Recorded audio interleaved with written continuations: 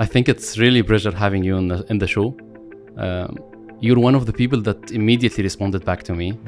You trusted the show and you didn't look for any history, and you believed in the project at the beginning. I'm a dreamer.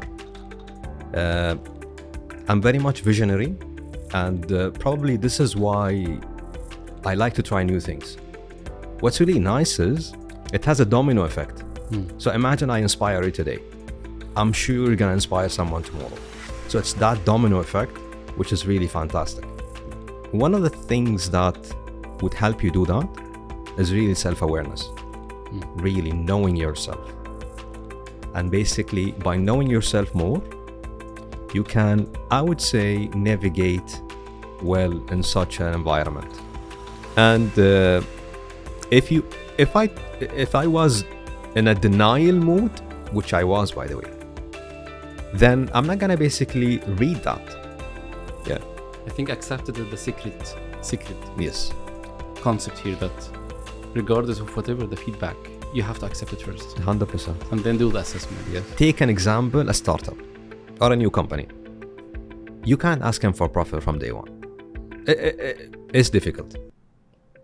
So they need to grow. If you look at the large companies, they're looking at the valuation of the company. Their shares, their basically share price in the market.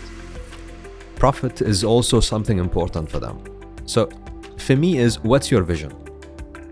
Do you want to basically attract more investors in the business? So your growth strategy is very important. Very important. Because that's a long term. For me, I find growth to be in a growth company business more enjoyable as Saeed. Okay? Of course. Because you learn a lot when you are in a company which is growing, and this is exactly applicable. So what you learn in 1 year is equivalent to 5 years in another company. In the growth years. Yes. Okay. Now the question is, how do you see finance can add value in the company growth? Finance is the language that anyone can understand. Is it feasible? So you need to create a complete model around the feasibility of that project. So a lot of inputs need to come. And trust me, everyone will be listening to the CFO at the end of the day, whether it makes sense to go or not. That's number one. When it comes to project financing, for me, I feel it's very creative and it's very critical. It can basically put a project, it can basically make a project alive, or it can put it to death, to be honest with you.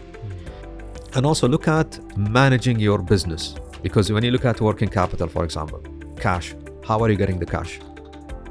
And how are you basically ensuring that you're not, I would say, loaded with a lot of cash that will cripple the company? It's very important. Now, you said that no one can say no to the CFO, as you said a few minutes ago. Did I say that? Yeah, you did. Okay. Everything is recorded, by the way. I'm not saying, okay, the CFO role is very important. He is kind of the guy who mediates, within the business. So he knows what's basically happening. That it depends on what's your strategy today.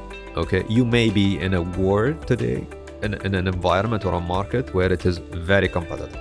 So cost reduction is something that you have to do anyway and live with it. Do we want to change?